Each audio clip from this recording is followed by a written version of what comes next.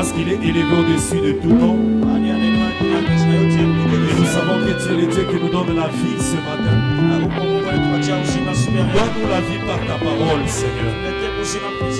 Nous avons réellement besoin de ta présence. Que ta grâce nous suffise. Que le Saint-Esprit nous soutienne. Parle à nos cœurs éternels. Parce que tu es le Dieu de grâce. Nous voulons comprendre ce que nous sommes face à ta parole. Et nous voulons comprendre comment nous devons marcher en attendant l'avènement du Fils de l'homme. Aide-nous, Seigneur, par ta parole. Et au nom de Jésus, nous avons ainsi prié. Amen. Que le Seigneur te bénisse. Prenons la Bible, nous allons lire. Prenons nos écrits, la Bible, nous allons faire la lecture de 2 passages bibliques et puis nous allons nous asseoir. Mon frère, ma soeur, est-ce que tu peux te tenir debout pour la lecture?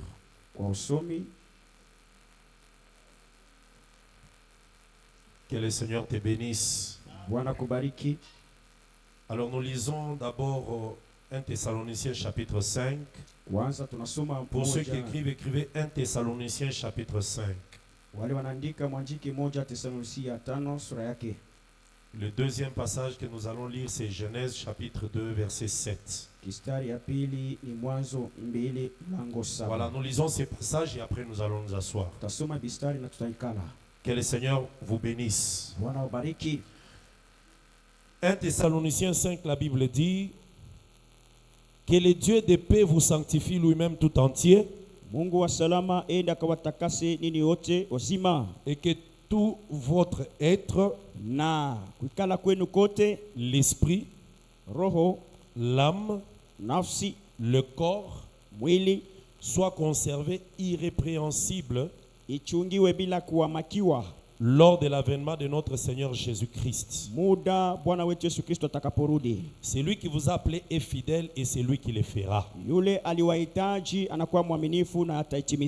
Lisons Genèse chapitre 2. Genèse chapitre 2. La Bible nous dit ceci. Je lis le verset 7. L'Éternel Dieu forma l'homme de la poussière de la terre. Il souffla dans ses narines un souffle de vie. Et l'homme devint un être vivant. Que le Seigneur bénisse sa parole. Nous pouvons nous asseoir. Je voudrais que tu bénisses celui qui est à côté de toi. Saluons-nous les uns les autres en nous communiquant la grâce. Que le Seigneur vous bénisse abondamment. Amen. Est-ce que tu peux acclamer maintenant très fort pour le Seigneur?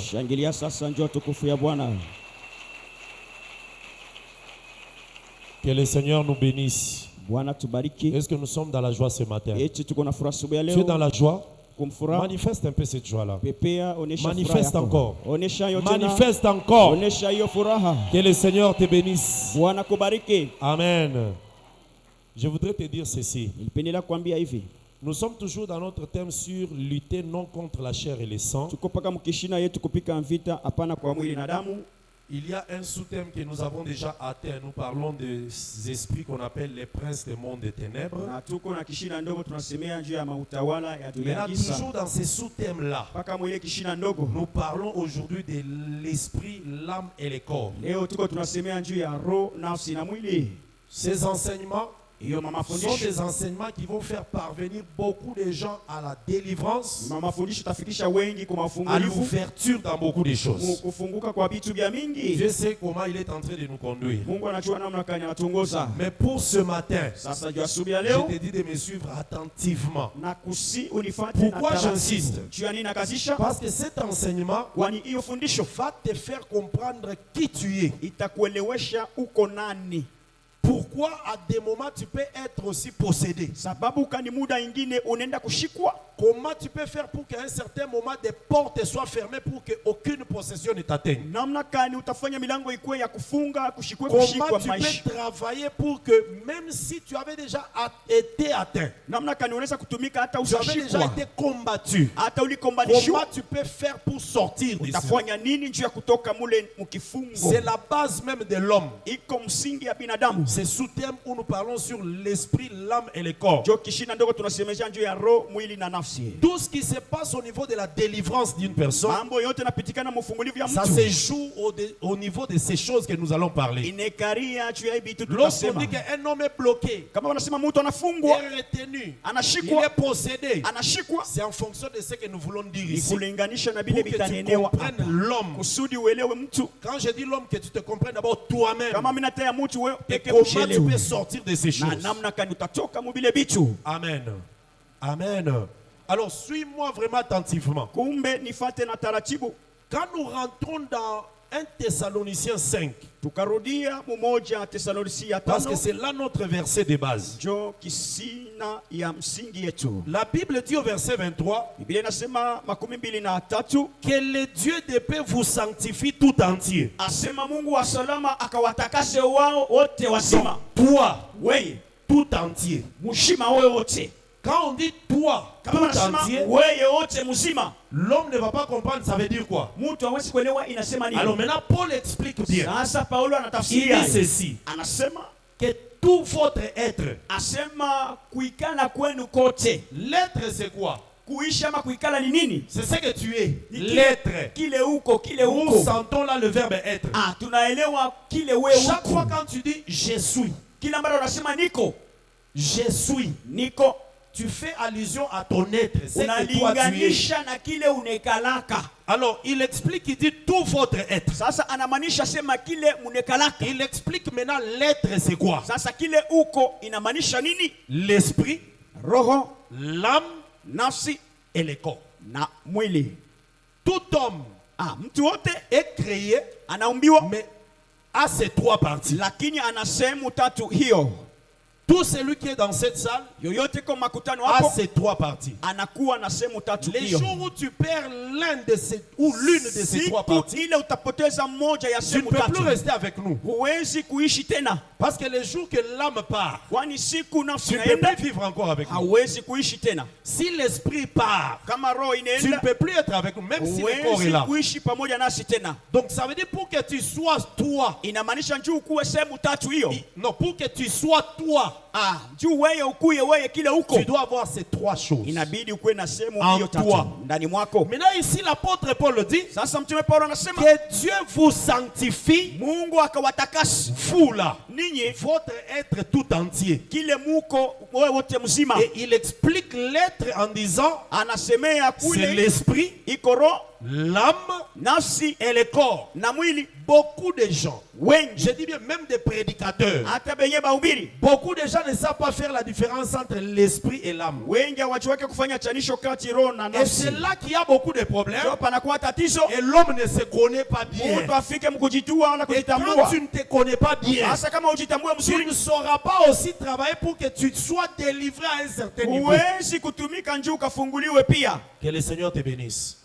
Mais ici, c'est Paul qui parle. Sasa ni Paulo Pour anasema bien comprendre ça, juu ya kuelewa hii maneno, rentrons à la création quand on créait l'homme. turudie kuumbile muda balianza kumba mtu. C'est là où nous sommes dans Genèse chapitre 2. Njoo tunajikuta mkitabu ya Mwanzo sura ya Bien-aimé, pili. suis-moi, je fais un effort pour que même celui qui est le plus petit dans la salle me comprenne. Najikaza Quand je hata dis ule le wa plus petit, même en âge. chini wa chini kumiaka mu makutano Je vais hapo apate expliquer kunishika doucement pour mzuri. que même un enfant de 10 ans qui est ici comprenne ce que Hata je dis. mtoto wa miaka 10 afike mkunyelewa Genèse vizuri. chapitre 2 nous dit ceci. Mwanzo sura ya pili Biblia Écoutez inashuhudia. ce que la Bible dit au verset 4. Sikiliza kitu Mais Biblia notre inasema. lecture c'est au verset 7. Somi yetu ni mlango wa 7. Voici les origines des cieux et de la terre. Tazama matokeo ya mambingu na dunia, Ça veut dire les commencements, tels que les choses ont commencé. kusema chanzo ya mambo yote. Quand le ciel et la terre furent créés, Muda mambingu na dunia iliumbwa, lorsque l'Éternel Dieu fit une terre et des cieux, muda wa milele Mungu alitunga udongo na mambingu.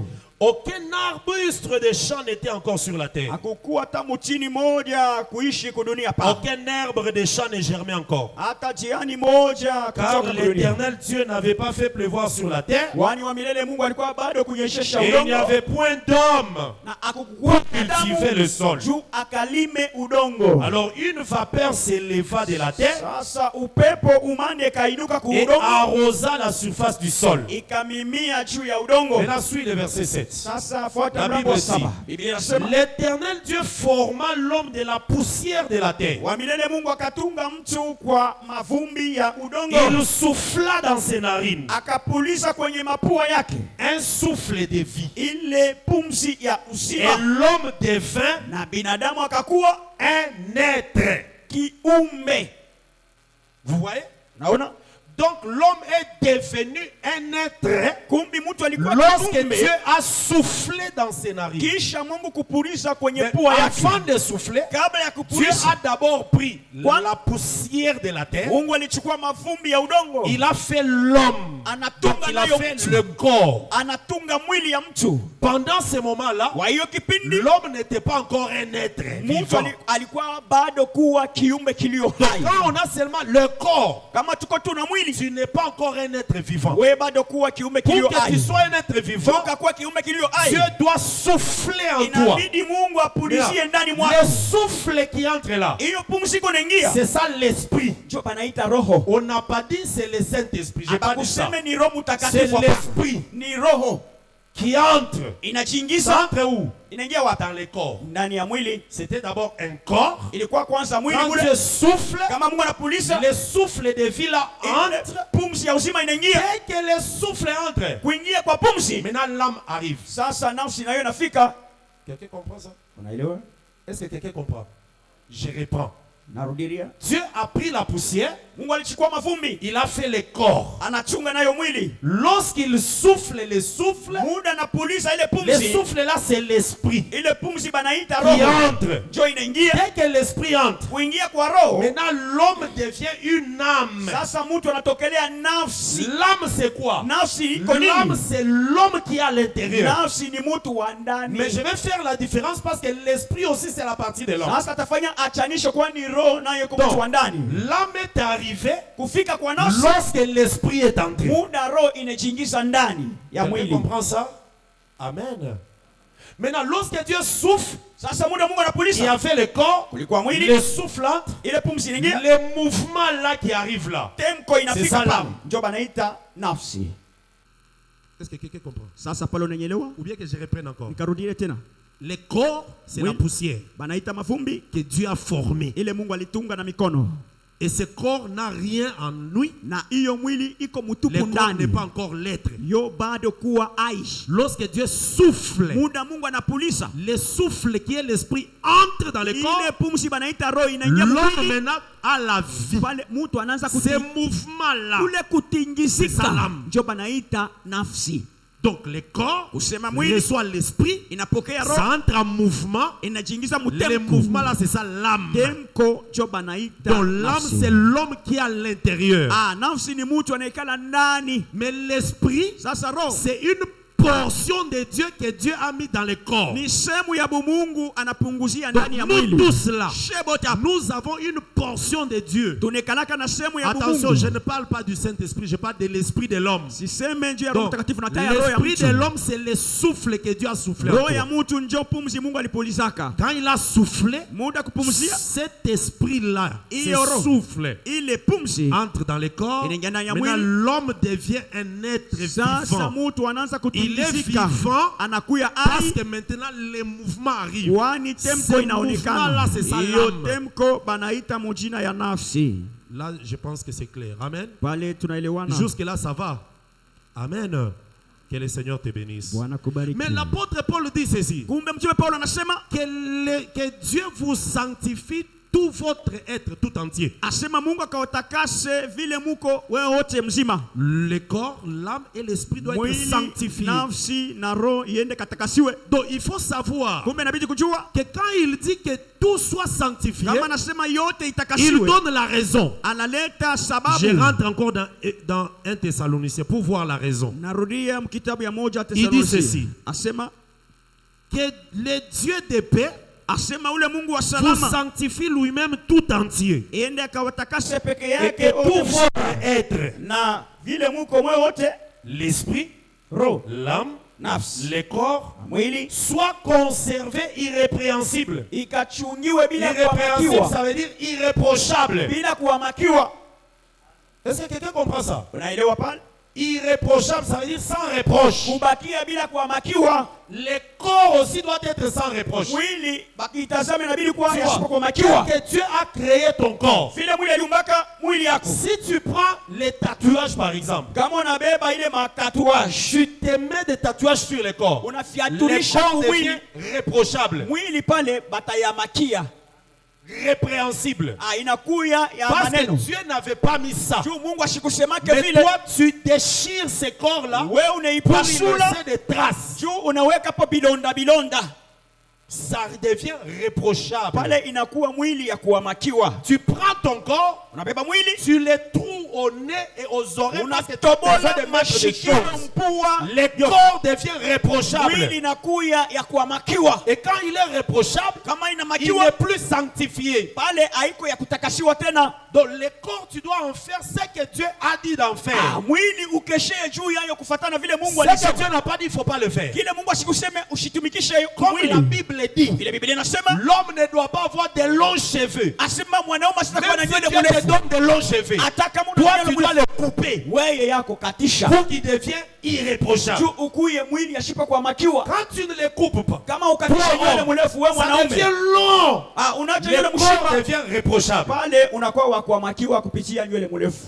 Pareil pour la femme. Vile vile kwa Dieu mke, t'a donné pour que la chevelure soit longue. Mungu alikukaburia nywele ikuwa ya mingi Toi, chaque mrefu. fois que ça devient long, tu coupes, tu deviens comme un Sasa garçon. wewe kila mara Tu unarefusha coupes, tu nywele, deviens comme un unaenda garçon. kukatisha Tu dis que bukizo j'aime mwanaume. ce style. Asema mimi napendeka kukatisha. Ce corps-là devient réprochable. Pale na wewe unakuwa wa kuamakiwa. Donc quand on parle de réprochable, Kama unataka ce n'est pas seulement le problème de l'esprit et de l'âme. kuamakiwa aelekea katika roho na nafsi. Le corps aussi Na mwili iko mule ndani. doit être irréprochable, Ibakie bila sans kuamakiwa. reproche, Bila sans amakiwa. remarque. Bila tatizo. Amen. Amen. Tu es sombre, mais tu fais tout. Parce que ta voisine de classe est brune. Beaucoup de garçons l'aiment. Toi aussi, tu veux devenir brune. Unekalaka mweushi unafanya yako yote njoo unaota kati. C'est un problème avec les corps. Pale unakuwa na amakio. Alors, ici, je dis ça pour qu'on vous enlève l'idée qui dit que non, Dieu ne regarde pas les corps. C'est faux. Il regarde les corps. Ici, il a dit hapa alisema que hivi. Dieu sanctifie vos corps pour que ça soit sans reproche. Atakase mili yenu ikuwe bila amakio. Et je n'ai pas j'ai beaucoup d'exemples à donner. Na mfano mingi ya Où il y a kutoa. des hommes. Aujourd'hui, ça existe. Hein? Kuko banaume leo. Il est né homme. Masculin. Eko mwanaume tu. Mais après, il va se changer pour devenir femme. Anaenda kujibadilisha, anatokelea mwanamke. Ou une femme Wala mwanamke qui paye l'argent pour que la médecine transforme son sexe, il devient homme. makuta ya mingi Tout ça, babadilisha utupu c'est ça yake ce qu'on akuwe appelle mwanaume. les corps est devenir Ndio réprochable. banaita mwili ya makio. Même si tu te sanctifies, Hata ukajitakasa. mais tu fais des choses comme ça dans les corps. Unafanya vitu Le vile corps mwili. là n'est plus un avec l'âme et l'esprit. Mwili haiko tena uhusiano na roho na Tu nafsi. deviens réprochable. Unakuya Mais regarde, amakio. on dit ceci. Banasema Reprends un peu avec moi. Rudiria Que pamoja le nami. Dieu de paix vous sanctifie, Mungu wa salama kawatakase. lui-même tout entier, Yoyote mzima et que votre être, na kile muko l'esprit, roho l'âme nafsi et le corps na mwili soit conservé irréprochable, irrépréhensible. ichungiwe bila amakio. Vous voyez, lors de l'avènement de notre Seigneur Jésus. Muda Yesu atakaporudia. C'est pour que le jour où Jésus revienne, Inaonesha siku ya kurudia kwa Yesu. il doit vérifier ces trois choses. Inabidi akeshe ku maneno Ton tatu hivi. corps, Mwili yako, ton âme, nafsi et ton esprit. na roho yako. On dit que ça soit sanctifié. Pourquoi? Banasema Lors tatasema de l'avènement. kwa ile siku Yesu atarudi. qu'on ne te dise pas que quand Jésus viendra, lui va regarder seulement l'esprit. Il va regarder seulement l'âme, il ne va pas regarder le corps. C'est faux. Il va regarder les trois. On a dit que les trois là soient irréprochables lors de l'avènement. Si tu as compris, fais ça. Que le Seigneur te bénisse. Maintenant, bien-aimé, il faut que je donne des petits détails. Je parle d'abord ici du corps. Pourquoi Dieu nous a donné le corps? Pourquoi le corps? Et le corps, c'est quoi? C'est très facile parce que tout le monde voit le corps. C'est simple. Le corps, c'est juste une enveloppe. Un véhicule. Un véhicule. Quelque chose qui nous transporte. L'homme est spirituel ou est esprit. Depuis l'éternité. Maintenant cet homme-là, pour quitter de l'éternité et venir dans l'éternité, Dieu lui a donné un véhicule. Ce véhicule-là, c'est ça le corps. Donc tu quittes l'éternité, tu entres dans le véhicule, tu te déplaces pour aller vers l'éternité. Quelqu'un comprend ça? Donc le corps, c'est l'enveloppe qui te transporte, toi.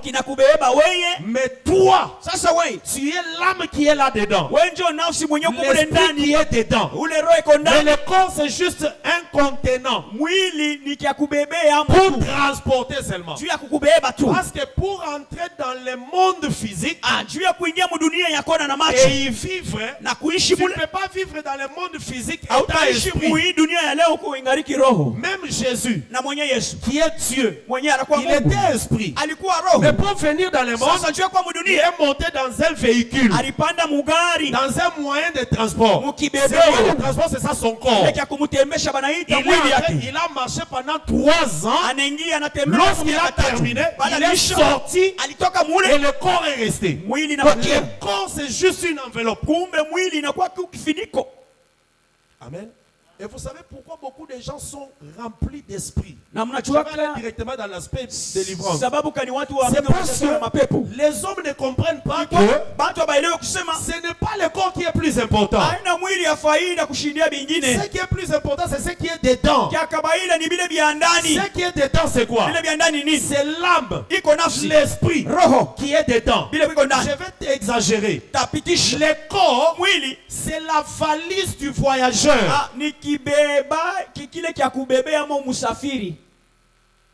Ça veut dire le voyageur a une valise. Dans la valise, il y a ce qui est essentiel dans la valise. Donc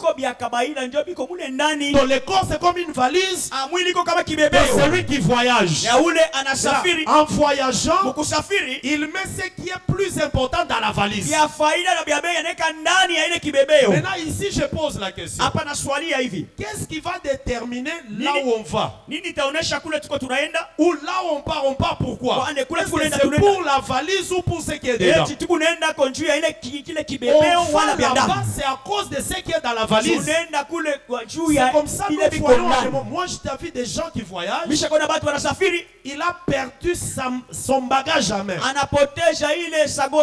Il pleure, il dit ce voyage est devenu inutile. Parce qu'il partait dans une conférence où il devait aller tenir la conférence. Tous les documents se trouvaient dans la valise. Bon, tout est perdu. Maintenant, il va aller faire quoi la conférence?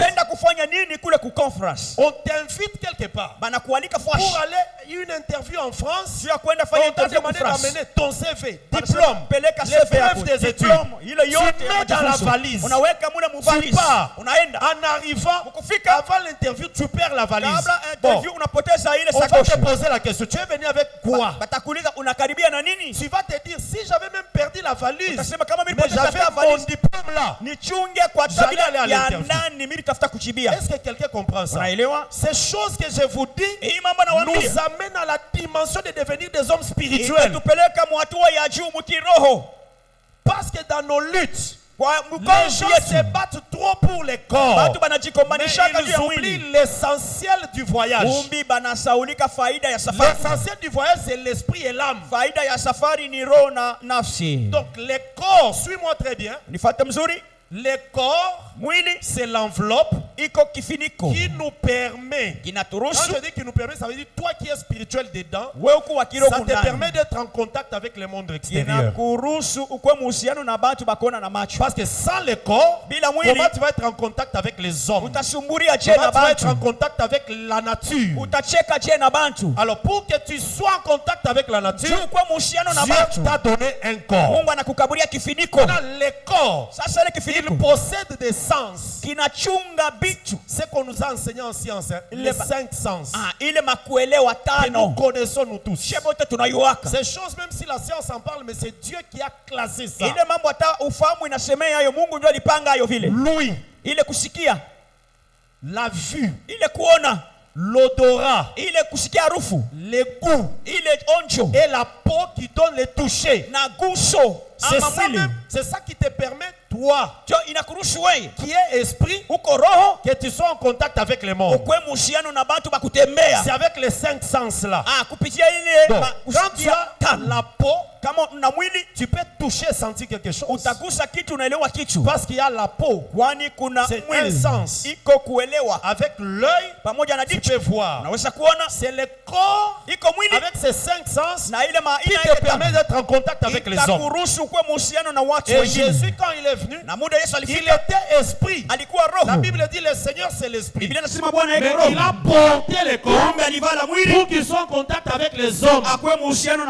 Il pouvait voir, parler, entendre, sentir, goûter. Toutes ces choses-là, c'est par le corps. Donc c'est une enveloppe. Mais attention, même si le corps c'est une enveloppe, ce n'est pas à négliger.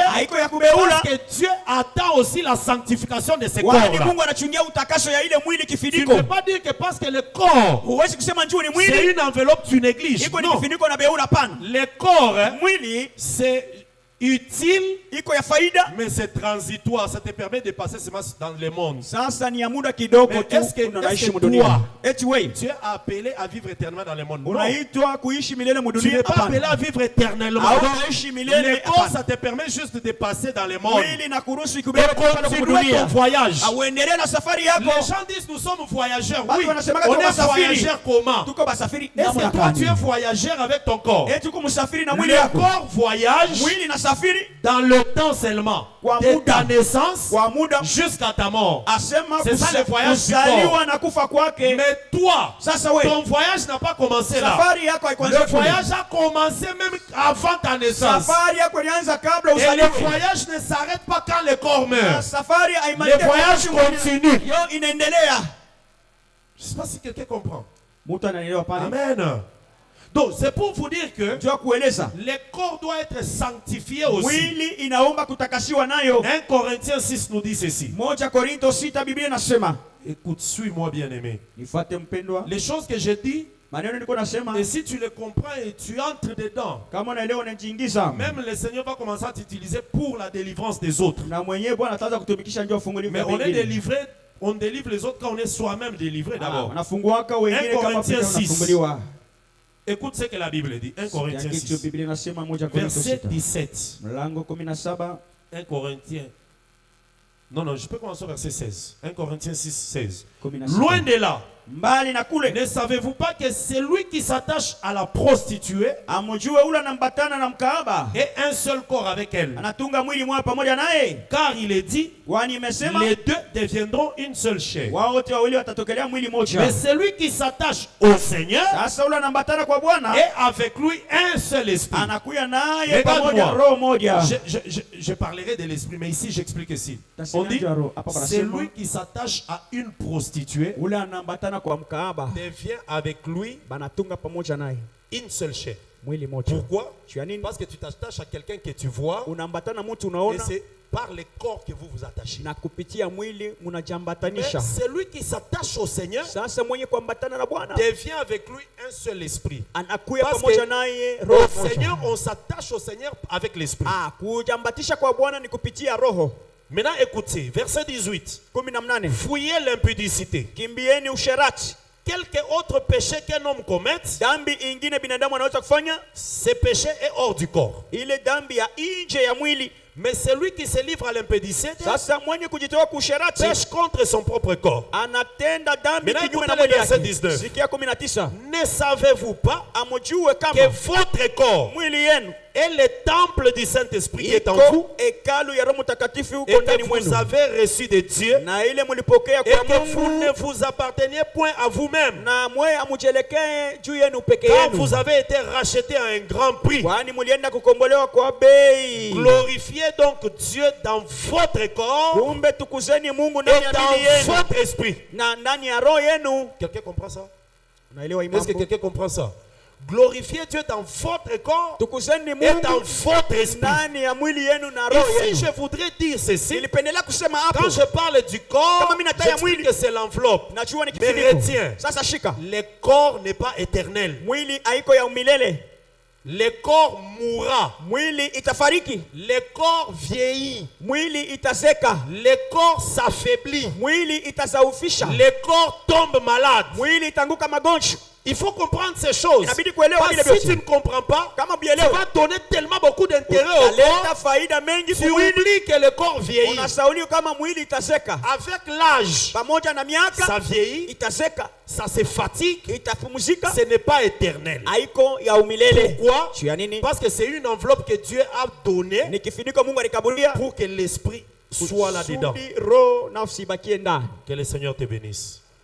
Depuis maintenant que l'homme a péché, Tokea kuanguka kwa binadamu, le corps mwili a maintenant des désirs charnels. ilikuwa na mania ya kimwili. Mais on va arriver là après. Tutafikia kule J'ai baadaye. parlé du corps, maintenant je parle de l'âme. L'âme c'est quoi? Nasemea juu ya mwili hapa, tuseme juu ya nafsi J'ai sasa. expliqué que le corps c'est l'enveloppe qu'on a. Nilisema mwili iko kifiniko, C'est un peu comme une bouteille, iko kama un chupa, carton. chupa wala karton. Je dis ça pour que tu comprennes vraiment la valeur de cette Mimi histoire. nasema njoo upate tu kuelewa mzuri mzuri. Maintenant, la Bible nous dit, Biblia inasema lorsque Dieu a créé le corps, muda Mungu et alitunga qu'il mwili, a soufflé le souffle dedans, akapulizia pumzi ndani, l'homme est devenu être vivant. mtu akakuwa kiumbe kilio hai. Maintenant, regardez ce que Paul lui dit. Il explique ceci. Angalia 1 Corinthiens 15. 1 Korinto 15. 1 Corinthiens chapitre 15. 1 Korinto sura ya 15. Lisons Tusome 1 Corinthiens 15. Je prends juste une portion pour qu'on ne lise pas beaucoup. nachukua sehemu tusisome Ok. mingi. La Bible dit ceci. Biblia inanena, Je vais lire à partir du verset 45. tasoma mlango 45. Je lis au nom de Jésus. Je lis au nom de Jésus. C'est pourquoi il est écrit, Ndio sababu imeandikiwa, le premier homme, mtu wa kwanza Adam, Adamu devint une âme vivante. alikuwaka nafsi iliyo hai. Il est devenu une âme vivante quand? Alikuwaka nafsi iliyo hai muda gani? Amen. Je te pose la question. Adam, Dieu l'a créé poussière. Mungu alimuumba. Maintenant, il est devenu mavumbi. âme vivante quand? Pardon, tu as déjà la réponse, mais tu as peur. Uko na Il est jibu devenu sasa, âme vivante unashakia. Quand on a soufflé. Kisha Donc ça dit, kupumzia ndani. il était un corps. Alikuwa kwanza Lorsque mwili, le souffle, que l'esprit est entré, muda pumzi uzima inaingia, Adam est devenu une âme vivante. Ça veut Adamu dire anakuwa nafsi iliyo hai, le mouvement est entré dans Adam. anaanza kutingizika.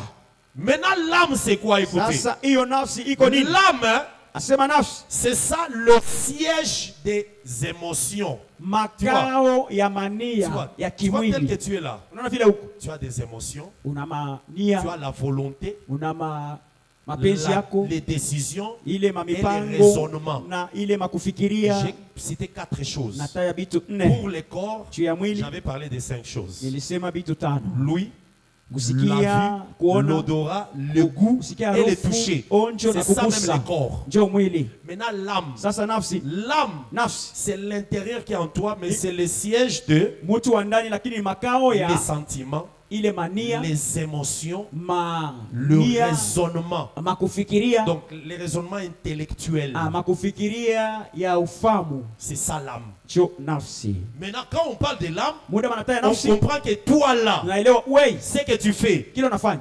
Quand on parle des émotions, c'est quoi? Kama nasema Les mania, émotions, c'est ce que l'homme ressent. mania ni vile Ça peut mtu être la joie, anashikia, inaweza kwa furaha, la colère, kasirani, la peur, boka, les doutes. shaka. Vous voyez toutes ces choses-là? Ile biote, Ces choses-là, c'est ça l'âme. biote umate yabyo Les banaita nafsi. raisonnements. Ile Quand tu mafikiri, regardes une équation, unaangalia tu karashishi, réfléchis, tu dis X, Y, tout ça, tu calcules. unafikiria, Ça, unafanya c'est au niveau hesabu. de l'âme. Ile ni mwatua ya nafsi. Les décisions. Ile mamipango, J'aime pas ça. Je shitapenda hiki, préfère ça. natamania Je ne hiki, vais pas écouter ça. shitashikia hiki. La volonté. Ile mapenzi, J'aime ça. napenda Je hiki, n'aime pas. shipende hiki. C'est ça l'âme. Ndio banaita nafsi. Est-ce que quelqu'un comprend? Unaelewa? Est-ce que quelqu'un comprend? Papa John, je pense que les gens comprennent. Hein? Ils comprennent Amen. facilement. Amen. Amen. Amen. L'âme, Nafsi c'est toi qu'on ne voit pas. ni wewe ule Tu baonaki. n'es pas visible, Hauna mais on wakuonekana. te constate dans des choses. Beko na kushikia mu mabitu bitendo. Quelqu'un comprend ça? Unaelewa? Maintenant, la Bible dit Sasa Biblia inasema que l'âme de l'homme kusema nafsi ya est dans le sang. iko ndani ya damu. Lisons ça. Tusome kwanza. Lisons un peu Lévitique. Tusome Walawi. Amen. Comment tu vas aller comprendre la délivrance si toutes ces choses tu ne comprends pas? Il faut Sasa d'abord namna comprendre gani ça. utelewa mambo ya ufungulivu kama ufike mkuelewa Amen. maneno hiyo. Les frères, j'encourage tous les frères qui ont la passion pour l'œuvre, le travail de la délivrance. Il faut comprendre ces choses. Natiliwa udari banduku wote wanatamaniaka kazi ya ufungulivu. Lévitique nous dit ceci. Walawi kitabu yake nasema Lévitique 17. 17 sura yake. Nous lisons au nom de Jésus-Christ. Nasoma mjina Yesu Kristo. Lévitique 17, verset 11. Mlango wa 11. Je lis. Où je commence au verset 10. Si un homme de la maison d'Israël Kama mtu wa nyumba ya Israeli ou des étrangers wala nchi ya kigeni qui séjournent au milieu d'eux anafanya makao katikati yao, mangent du sang d'une espèce quelconque, anakula damu wala je mwili yote, tournerai ma face contre lui, contre celui qui mange le sang. tageuza uso yangu Et kinyume je nao, le retrancherai du milieu de, mon peuple, de son peuple. natenda kujitosha kati Verset ya taifa 11. yake. 11. Pourquoi? Juu ya nini? Car l'âme de la chair Wani nafsi ya mwili est dans le sang. iko ndani ya damu. Je voulais donner sur l'autel Niliwakabulia juu ya afin madhabahu qu'il servit d'expiation pour vos âmes. kusudi saidie ondoleo ya dhambi juu ya nafsi yenu, Car kwani c'est par l'âme kupitia nafsi que le sang fait l'expiation. damu inafanya kazi ya ondoleo. Verset 14. 14. Car l'âme de toute chair, Kwani nafsi ya mwili yote c'est son sang qui est en elle. ni damu yake iko ndani yake. Quelqu'un comprend ça? Regarde-moi. Pepea, Regarde. Amen. Suis-moi, je vais t'expliquer. nifuate takutafsiria.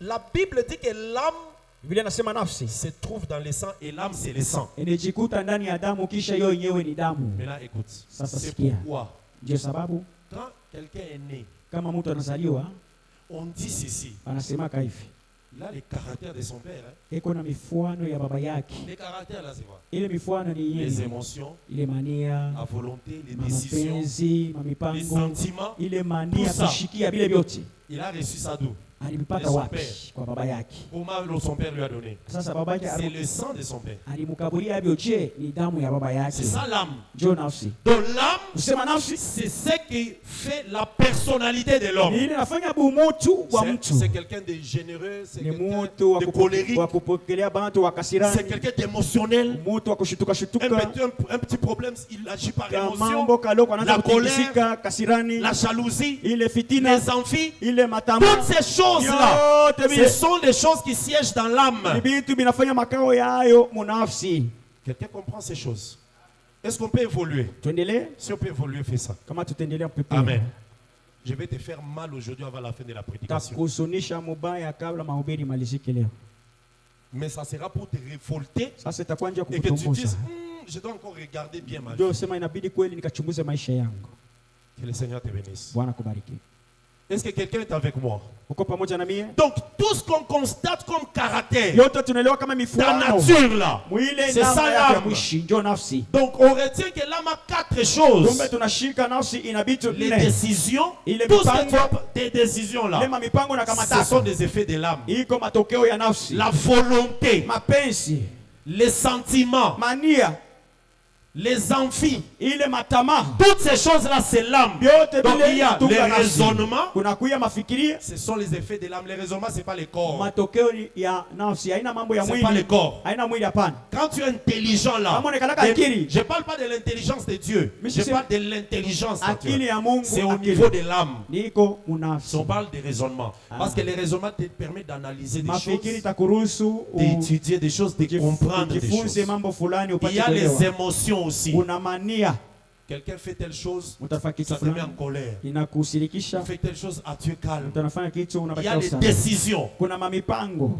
Quand un problème arrive, comment tu te décides? Muda Qu'est-ce que mambo tu prends? inafika namna Toutes gani ces uko choses-là, ile vyote c'est ça l'âme. Jo Oh, nafsi. quand on mélange ces choses, kachanga c'est vyote ça toi, jo weye mwenyewe. ton caractère, tes Mifano émotions, yako, ta mania colère, yako, tes makasira, décisions, ta mipango, volonté, mapenzi, ton raisonnement. kufikiria. C'est ça l'âme. Jo nafsi iko ndani mwako. C'est arrivé comment? Ilifika chini. Lorsque Dieu a soufflé l'esprit en toi, Muda Mungu alipuliza C'est pepo entré. ndani. Iliingia na yoni. que le Seigneur te bénisse. Donc, l'âme, Kumbe nafsi c'est la capacité de prendre des décisions, comme on dit, libre arbitre. ni uwezaji Voilà. ya kuchukua mipango na Bon, uhuru yote. moi, je préfère ne pas servir Dieu. Mie nakatala kumtumikia Mungu. Voilà, c'est le libre arbitre, c'est Ah. ton choix. Ile ni uchaguzi wako wa uhuru wako Je peke. préfère me marier à cette fille. Napenda prendre kuwa en mariage. uishi ni mubebe Ça, mundoa. c'est l'âme. Ni uhuru na chaguzi ya nafsi. Que le Seigneur te bénisse. Que le Seigneur te bénisse. Et on dit que c'est dans le sang. Asema ni mule ndani ya C'est damu. comme ça qu'on parle de problèmes de comportement. Kama nasema Les mambo ya mifano. caractères, Mifano c'est l'âme. ni mambo C'est yanaelekea ça na même nafsi. le poids Jo mwenyewe weye qui peke. est dans le corps. Uko ndani ya mwili. Que Dieu te bénisse. Est-ce qu'on peut passer à l'esprit maintenant? Tupite sasa kuro. L'esprit, c'est quoi? Roho iko nini? Quelqu'un comprend ces choses? Unaelewa? Si tu comprends, fais ça. Pepea. Amen. Amen. Quand je vais t'expliquer l'esprit, maintenant on va rentrer à l'âme pour comprendre qu'est-ce qui se passe entre les deux. Pale nikisha kustafsiria njuu ya roho tarudia kwa nafsi. La uelewe. Bible nous dit dans Genèse 2 Biblia inatuambia que Mwanzo l'esprit, mbili, usema roho c'est le souffle que Dieu a soufflé dans ni l'homme. pumzi Mungu alipumzia Vous ndani voyez, ya mtu. Dieu est esprit, Mungu eko roho, mais il souffle son souffle de vie dans l'homme. sasa anapuliza pumzi ya uzima Chaque wake ndani ya mtu. homme, Kila chaque mtu, homme kila mtu a le souffle de Dieu en lui. ana pumzi ya Mungu ndani C'est ça mwake. qui fait même que tu sois vivant. Ndio inafanya ukwe ai. Alors, le souffle que Dieu donne là, Nako pumzi Mungu c'est ça ce qu'on anakaburia. appelle l'esprit. Ndio banaita roho. L'esprit qui est en toi. Roho inekala ndani mwako. Proverbe 20 nous dit ceci. Mezali 12 nasema hivi. J'ai fait un effort pour enseigner ces choses, pas selon la science, mais selon les Écritures. Najikaza kufundisha hivi vitu Pour qu'on kufuatana na reste dans maandiko. les Écritures. Kusudi tukabakie paka mumiandiko. Parce que les occultistes prennent ces choses, mais ils amènent ça dans la science Jo occulte. bachawi wanabebaka vitu Mais banabipeleka ce sont des choses mbuchawi que byao. Dieu a déjà créées et expliquées par la Kumbe ni parole. vitu Mungu aliumba na bipanga kupitia Proverbe neno 20 yake. nous dit ceci. Mezali 12 Biblia nasema hivi. Je lis le verset 27 au nom de Jésus. 27 mlango nasoma. Le souffle de l'homme Pumzi ya mtu est une lampe de l'Éternel. iko taha ya wa milele. Elle pénètre jusqu'au fond des entrailles. Inajiingiza mpaka kati ya mauketo ya utumbo tumbo. Écoute-moi. Sikia. Proverbe 20, 27. Mezali 12 Le 27. souffle Pumzi de l'homme ya mtu est une lampe de l'Éternel. iko taha ya wa milele. Donc lorsque Dieu a soufflé dans l'homme, Muda Mungu alipuliza ndani ya mtu. toi tu as ton souffle. We una pumzi yako. Lui a son souffle. Yeye ana pumzi Il a yake. le souffle. Yule Mais kana le pumzi. souffle de chacun, Sasa kila pumzi ya mtu c'est venu de Dieu. inatokea kwa Il Mungu. met en chacun une portion. Analeta kwa mtu Ce sehemu. souffle-là, c'est ça l'esprit Ile pumzi ndio roho qui entre en toi. inaingia ndani. Maintenant, quelle est l'importance de l'esprit? Faida kani ya roho. Son importance, c'est de te relier à Dieu. Faida ni kukuweka muhusiano na Dieu Mungu. est esprit. Mungu ni roho. Toi, tu as le corps Wewe uko na et mwili tu as ton âme, tes sentiments. na nafsi, muko mania yako. Avec ces choses-là, Na vile tu ne bintu sauras pas être connecté à Dieu. huwezi kuwa muhusiano na Mungu Mais là, hapa. c'est l'esprit Sasa ni qui roho permet que tu sois connecté à Dieu itakuruhusu parce que c'est son souffle à lui. juu ni pumzi Mais donc, ilitokea quand kwake. l'esprit est en toi, Muda roho iko ndani mwako, l'âme est en toi, nafsi ndani mwako, il y a un grand problème kuna tatizo pale. que je voudrais maintenant expliquer. Ile napenda Parce que l'esprit, kuwafafanushia, c'est le souffle que Dieu a donné. kwani roho iko pumzi Mungu Quand Dieu anakupatisha. a créé le corps seulement, Wakati Mungu aliumba le corps mwili, était sans mouvement. mwili ilikuwa bila temko. Dieu a amené son souffle. Mungu alileta pumzi C'est yake, entré dans l'homme, inaingia ndani ya ça a mtu, donné à l'homme les mouvements. inaweka Dans le temko. mouvement là, Mwile il y a les temko, sentiments, kuna mania, les décisions, la mamipango, volonté, mapenzi, les raisonnements. ile mafikiri Toutes ces choses-là, c'est ça ndio l'âme. wanaita nafsi. Maintenant, l'esprit Sasa roho vient inakuya pour te garder en contact avec Dieu. juu ikuchungishe muhusiano pamoja na Mungu. Maintenant, s'il y a l'esprit, Sasa kama kuko roho, l'âme nafsi et le corps, na mwili, c'est ça toi. njoo wewe C'est ça banaita l'être. kile huko. Mais avec le péché, Sasa pamoja na dhambi, le péché c'est comme le virus dhambi iko kama sumu, qui est entré inachiingiza et a touché l'âme. na inaenda kugusa nafsi. Quelqu'un comprend ça? Les informaticiens vont bien comprendre. Bale watu wafahamu ya utaelewa. Le péché est venu, Dhambi inakuya, est entré, ça inachiingiza, a touché l'âme. inaenda kugusa nafsi. Quelqu'un comprend ça? Maintenant, avec l'âme seulement, Sasa pamoja na tu ne nafsi sauras pas être connecté à Dieu. huwezi kubakia muhusiano na Mungu Mais hapana. l'esprit qui est là, Sasa roho iko pale, c'est celui qui te connecte à Dieu. yo inakupeleka Maintenant, muhusiano na cet Mungu. esprit-là, Ile roho tu peux soit le négliger, il s'endort. unaweza kuibeua, Quand il s'endort là, pale talala, tu n'es plus en contact avec Dieu. hautakuwa muhusiano tena na Tu Mungu, as l'esprit. lakini uko nayo ndani. Est-ce que quelqu'un comprend? Ou bien que je reprenne encore? Irudiriemo. Amen. Les mamans, vous comprenez? Bamama ni bya nguvu Ça wala vous mnaelewa. concerne aussi parce que la délivrance, on va aller avec ça. Binemiangalia hapa inaelekea mambo ya ufungulivu. Voilà pourquoi à un certain moment, ça c'est Dieu qui m'a fait comprendre des choses. hein. Ndio sababu kipindi ingine Mungu J'ai passé alinionyesha. 2 semaines de formation personnelle avec Dieu. Nilipitisha wiki mbili ya kutungiwa Voilà pamoja pourquoi il y na a des Mungu. moments, Kukoma muda même fulani. pendant des prières de délivrance, Hata manyakati ya maombi ya on ufungulivu. est en train de crier sur des choses qui sont sur les corps. Asema tunalalamika kubintu binaelekea Le corps. binabatana na mwili. C'est comme ça qu'il n'y a rien qui change. So, hakuna cha Alors que le kubadilika. grand problème est ailleurs. Kumbi tatizo manye chanzo ya mambo ni fua shingine munafsi. Mais Dieu va te délivrer. Mungu Il atakufungula. va ouvrir des choses, tu dis. Atafungula vitu. Amen. Que le Seigneur te bénisse. Bwana kubariki. Maintenant, écoute-moi. Sikia sasa. Là où il y a les problèmes. Pale panakuwa mambo. Les corps meurent, Mwili nafariki. mais l'âme Sasa nafsi ne meurt jamais. haikufuake, L'esprit roho ne meurt jamais. haikufuake. Mais leur destination, les trois, Sasa chacun a sa destination. kifikio ya yote tatu iko Les trois là, ile yote ils ne tatu vont jamais à un seul endroit. aiendake fua shimoya On va itafikia voir ça fua avec les shimoya. Écritures. Utaona hiyo na Mais miandiko. note d'abord, les corps, Kwanza mwili après son voyage sur la terre, kisha safari lui kurudia retourne à la poussière. hiyo inarudia kwa Vous voyez mavumbi. la destination du corps? Munaona mwisho ya La mwili poussière. mavumbi. La chose pour laquelle tu souffres du matin, toi tu as acheté un gros miroir là dans la chambre là. Ile mafuta ya bei ushakuza jua kulipakala mpaka kumwili. Parfum, Ile manukato ya bei. lotion, Mafuta ya bei. déodorant, Ya deodorant. lips, Ile lix. tout ça. Vyote vile. Ce n'est pas un péché. Hein? Haina Je n'ai zambi. pas dit que c'est mal. Hein? Mimi sisema ni mubaya. Gros miroir, Ile likalashi table là, parfum, ushakuweka déodorant, meza. tout ça. Ma- Dans les tiroirs là, Ule bijoux, mutiroir, gourmettes, manchupa, chaînettes, tout là. vyote pale. La destination, Mwisho ya vyote poussière. ni mumavumbi, pepo ya bule. Lisons un passage. Tusome kwanza kistari. J'ai envie de te révolter. Na amu ya kukutombosha. Sans ça, tu ne seras pas un homme spirituel. Bila hii hautakuyaga Tu wa ne vas nguvu pas mkiroho. comprendre et tu ne sauras pas être un homme spirituel. Hautaelewa kitu na hautakuwa nguvu mkiroho. J'ai lu un passage. Prenons Genèse chapitre 3. Tuchukue Mwanzo sura yake wa 3. J'ai dit que les trois éléments de l'être ne Nilisema vont pas tous au même endroit. masemu tatu ya mwili na roho na nafsi aiendake fashi moja. Chacun a sa destination. Kila sehemu ina mwisho yake. Commençons avec le corps. Tuanze mbele na mwili. Genèse chapitre 3 nous dit ceci. Mwanzo 3 Biblia inasema, Je commence la lecture au verset 17. naanza usomi kumlango wa 17. En tout cas, ça, je suis sûr que même un petit enfant de 8e, 7e, 6e primaire, si monsieur va bien comprendre, il va bien t'expliquer ça l'après-midi. Atakufafanushia yo. Amen. J'y vais lentement. Est-ce que je vais trop vite? Ça va, non? Lisons Genèse 3, verset 17, je lis au nom de Jésus. Et Dieu dit à l'homme, puisque tu as écouté la voix de ta femme et que tu as mangé de l'arbre au sujet duquel je t'avais donné cet ordre, en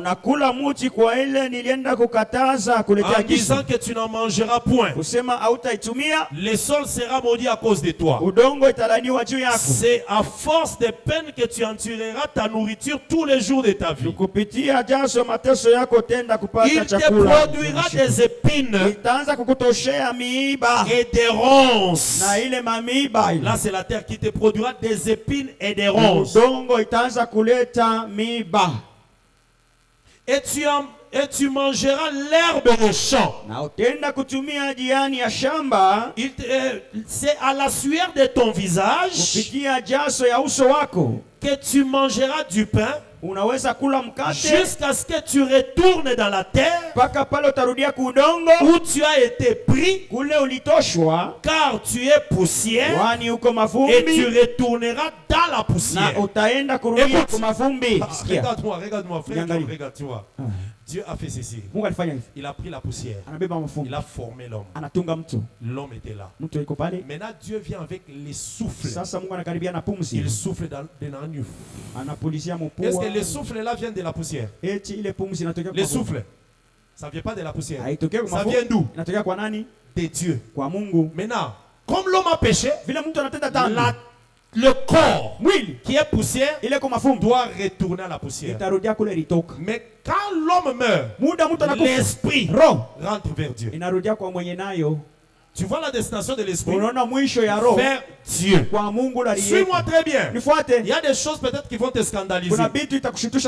Quand nous aide un peu par les intendants, il y a un véhicule extérieur dont les rayons là vraiment nous dérangent. Si on peut nous faciliter un peu. Amen. Ça nous empêche de bien regarder la salle. Alors, l'esprit, le souffle, il est venu de Dieu. C'est pour cela quand l'homme doit mourir, l'esprit doit rentrer vers Dieu. Quand tu vas te demander, bon, c'est tout l'esprit de tout le monde. Oui, l'esprit là, c'est la portion de Dieu qu'on avait mise en toi. Quand tu dois mourir, cet esprit va rentrer d'où il est venu. Mais maintenant, quand l'esprit rentre, l'esprit va donner à Dieu l'information sur ton âme. Si ton âme a les traces de l'esprit ou les traces du corps, maintenant ton âme va aller à un endroit, soit dans les repos, soit dans les tourments, en fonction de l'information que l'esprit donne à Dieu.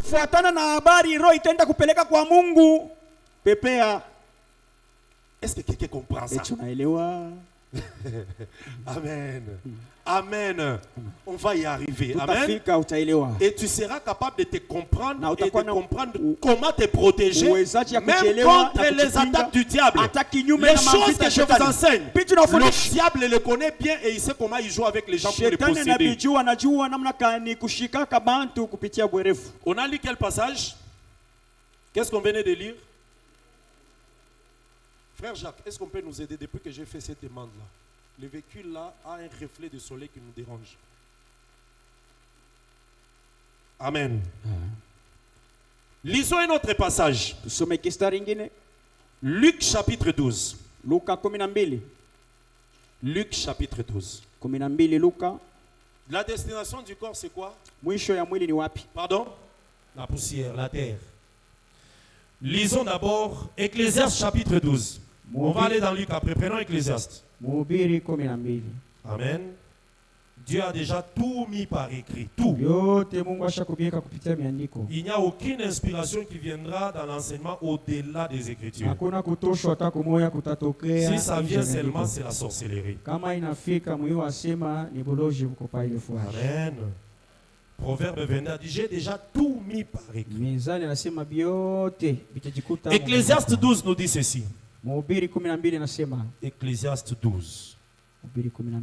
Je prends le verset premier. Nous lisons au nom de Jésus. C'est un passage qu'on nous lisait beaucoup quand on était jeunes. Kistari tunaweza kusoma sana On wakati nous lisait ça dans les réunions des jeunes. tunaweza kutusomea makutano ya On biana. dit ceci, verset 1er, Ecclésiaste 12, 1er. Jeune homme, Kiana, réjouis-toi dans ta jeunesse. furahikia mubuyana bwako. Livre ton cœur à la joie pendant les jours de ta jeunesse. Peleka moyo yako kufuraha mwa Marche masiku ya dans les voies de ton cœur et selon les regards de tes yeux. tembea mumanjia ya moyo wako kufuatana na kuona kwa macho Tu vois, quand yako. on dit les regards, les yeux, Macho, tout ça c'est quoi? Ce sont bona. les sens du corps. Ni mania ya mwili. On te dit, fais ce que tu fais avec ton corps. Ah, Là. banasema fanya vyote vile vitakupeleka na mwili Mais yako. sache que pour tout cela, Kumbi jua sema njuu ya vile Dieu vyote t'appellera en jugement. Mungu atakuhukumu. Dieu jugera quoi? Mungu atahukumu nini? Il jugera l'âme. Atahukumu nafsi. Est-ce que quelqu'un comprend ça? Pale unaelewa? Dieu jugera l'âme. Mungu atahukumu njoo nafsi. Le corps rentre dans la poussière, Mwili narudia mu mais mavumbi. Dieu juge l'âme. Sasa Mungu anaanza Il kuhukumu va nafsi. juger l'âme en Atahukumu fonction nafsi. de l'information que l'esprit lui a dit. Kuambatana na mahabari roho Quand l'esprit est rentré à Dieu. Ile roho irudia kwake Mungu. Quand nous tous ici, l'esprit rentre vers Dieu. Chacun, l'esprit rentre vers Dieu. Shebote kama roho ya inarudia kwa L'esprit Mungu. de Daddy arrive vers Dieu Ah, roho et lui ikifika kwa donne Mungu. l'information. Inamutolea Maintenant, mahabari Dieu yote. regarde les traces sur l'âme. Sasa Mungu anaangalia maalama L'âme a kunafsi. quelle trace? Nafsi Il a les iko traces ngambo de gani? l'esprit ou les traces du corps. Iko ngambo ya roho traces de la wala mwili. chair. Wala kumwili. S'il a les traces de la chair, Kama iko ngambo ya mwili. cette âme-là ira dans les tourments. Nafsi itenda Même si, mutanuru. même si tous les présidents de la République se réunissent, ils disent que son âme repose en Hata paix. basimamizi ya Dieu mainchi ne fait yote pas ça. wanasema Dieu nafsi regarde yake yende qu'est-ce que msalama. l'esprit qui est rentré lui a dit. Ah, Mungu yeye atangalishia pa habari ile roho ilimupelekea. C'est pour ça que moi j'ai souvent peur de dire aussi que son âme repose en paix. Je dois être sûr que tu as marché avec le Seigneur. Utasema bia Si tu es bure. mort dans l'enseignement, je vais dire que son âme repose en paix. Ah. Je ne veux pas dire que ton âme, non, je dis son âme. Ah, nafsi yake Quand, yake. quand quelqu'un meurt, tu dis que ton âme, c'est comme si tu parles à l'homme qui est mort. Ah, ikusa On unaongea a na appris Mungu. ça, non? Ah. C'est ça, non? Le pronom c'est quoi? Possessif. Possessif. Possessif.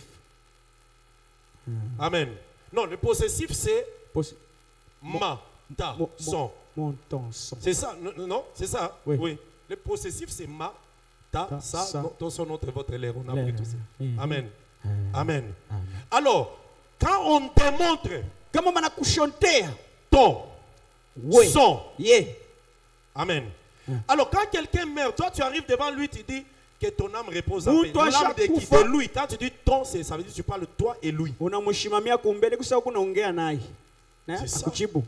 La Bible dit on ne parle pas aux Biblia morts. inasema bonge yake na bafu. Quand quelqu'un est mort, Mtu akikufa c'est ton frère, ni ndugu tu yako. connais sa vie. Ulijua maisha Dans tout ce que yake. tu peux dire comme déclaration, Yote tu dis unaweza que kusema. son âme repose en paix. Nafsi yake Parce que ça, ikapumzika. c'est ton souhait. Juu ile C'est iko comme une prière même à Dieu. kutaka kwako iko Mais toi, tu kama ne peux pas dire que ombi. ton âme, tu parles à qui? Hautasema Et naye puis mara vous voyez moja. quelqu'un qui publie là-bas.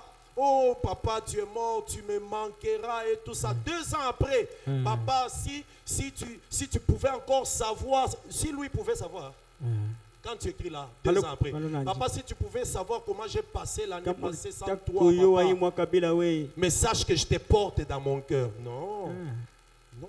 Unaenda kumwekea na mkate pa kaburi. Amen. Amen. Amen. Amen. Ah.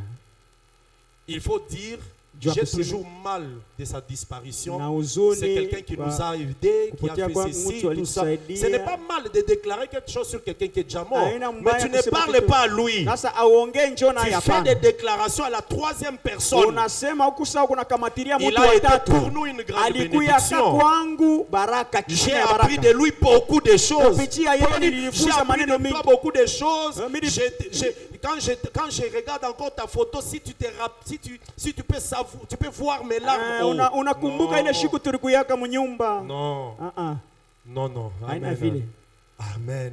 Amen. Tu ne dois pas parler à la 2e personne Hautasema kwa du mtu wa singulier, tu pili. dois parler à la 3e personne. Wewe Parce que c'est utatengeneza kwa comme mtu wa tes tatu. souhaits à toi. Iko makutaka kwako. Ça, c'est doctrinal. Ile ni Il faut kimafundisho. connaître ces choses. Chuaka Amen. ile vitu.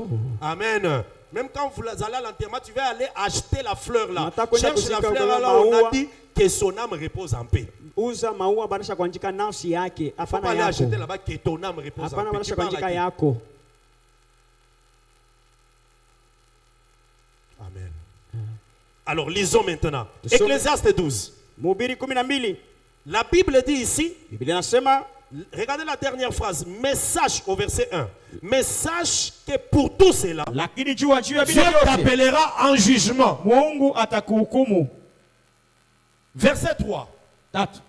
Mais souviens-toi de ton Créateur Lakini kumbuka muumbaji pendant wako les jours de ta jeunesse. muda masiku ya Parce que ujana pendant wako. les jours de la jeunesse, ton corps, ton âme et ton esprit sont ensemble. C'est Masiku ton être. ya buyana wako ile vile huko ilikuwa pamoja mwili Avant na que nafsi. les jours mauvais arrivent, Kabla siku je vais mbaya t'expliquer les ifike. jours mauvais. Takufafanushia Et siku que les années s'approchent où tu diras, je n'y prends point plaisir. na miaka ichofe kule utafika kusema sifurahikie Maintenant, tena. regarde le verset 8. Sasa angalia mlango wa 8. Tu vas lire le reste à la maison, c'est long. Kasoma binafuata 8, kunyumba. on dit ceci. 8 banasema, 3, on a dit avant que les jours mauvais arrivent. wewe banasema kabla 8, masiku on mbaya dit, ifike. avant que le cordon d'argent se détache. Kabla ile lukamba kitofu ya Quand fedha, on dit cordon d'argent, l'argent c'est les rachats. kombosi.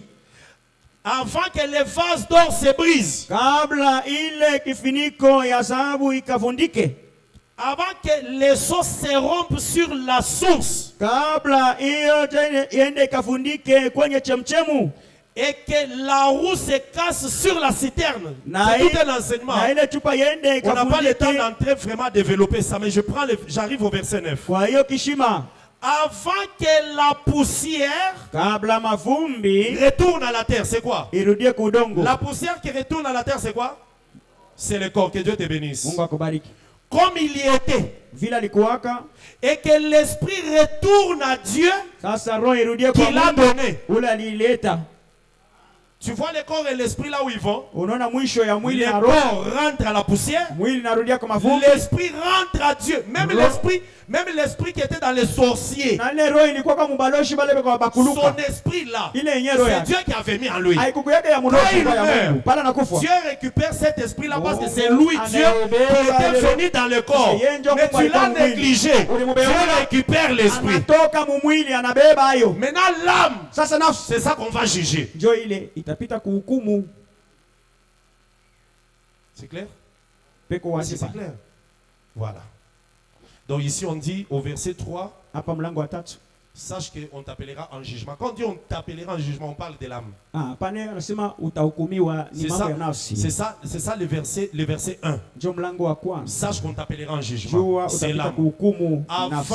que la poussière retourne dans la terre, c'est le corps. Kabla Et que l'esprit mavumbi retourne irudie à kwa Dieu. na roho irudie kwa Bon, Mungu. prenons ça encore. Tuibebe tena. Prenons maintenant Jésus parce que Jésus c'est le vrai modèle. Que le Tumbebe Seigneur te Yesu bénisse. anakuwa Acclame très fort pour le mfano Seigneur. kawaida. Shangilia. Regardez. Angalia. Jésus Yes. monte à la croix. Anapanda kwa msalaba. Il meurt. Anakufa. Vous savez ce que Jésus a dit? Unajua kitu Yesu alisema? Je remets quoi entre tes mains? Narudisha mu mikono yako. Je remets quoi? Je remets mon esprit entre tes mains parce que l'esprit rentre vers Dieu. Roho inarudiaka kwa Mungu. Maintenant, on prend le corps, Banabeba mwili, on donne à Joseph d'Arimathée. banapatia Yusufu Arimathaya. Il va aller avec ça où? Atenda nayo kwake Dans la terre. ulongo. Maintenant, l'âme de Jésus Sasa nafsi ya Yesu descend dans les séjours, inashuka madezi, ça travaille, inatumika. troisième jour, ça ressort. Siku ya tatu inatoka. Jésus dit, tu Yesu ne alisema, laisseras pas que l'âme de ton serviteur voie la corruption. Hautaacha nafsi ya mtumishi wako yende. Quelqu'un a compris ça? Vous voyez les trois destinations. Naona kifikio ya Le corps mwisho de Jésus, mwili ya Yesu. on a donné à Joseph d'Arimathée Yusufu pour Arimathaya. qu'il aille mettre ça dans la terre. Enda kaiweke mu udongo. L'esprit de Jésus, Roho ya Yesu. Jésus lui-même a dit, Yesu je peke anasema, remets de mon esprit entre tes mains. Nakurudishia roho yangu Maintenant, mikono l'âme yako. de Jésus Sasa nafsi ya Yesu est descendue dans les séjours des morts. ilishuka ule mu Ça madezi. prêchait pendant 3 jours. Nahubiri siku C'est tatu. terminé, c'est sorti. Namaliza inatoka Et amo. on a dit, David avait déjà dit. Daudi alikuwa shatabiria. Lisons. Aïe, aïe, aïe, aïe, aïe, aïe, aïe, Seigneur Jésus. Bwana Ces Yesu. choses, tu nous les apprends comme ça. Eh. Ah, toi, tu es un élu de Dieu. Hein? Amen. Kuchaguliwa wa Mungu. Dieu t'a choisi, il te connaît. Kweli Mungu alikuchagua na Il te kuchagua. connaît sans faute. Anakujua bila Regardez sita Actes sita. chapitre 2. Tendo ya mitume sura ya Actes pili. chapitre 2. Tendo ya mitume sura ya pili. Amen. Seigneur, qu'est-ce qu'on a fait pour avoir tout ça? C'est pour ça qu'on chantait un cantique là. Toza bananie, moyo kongo, elongo na biso. Qui connaît ce cantique là? Ah, nous on n'a rien fait, mais Dieu nous fait grâce. Tukufanye kitu Mungu atufatia neema. Pas d'effort personnel. Hakuna manguvu. Acte 2 nous dit ceci. Ici, c'est Pierre qui est en train de parler sur la mort de Jésus. Il prophétise sur la mort de Jésus. Donc disons, David avait déjà prophétisé. Maintenant, Pierre vient expliquer. Je commence au verset 14.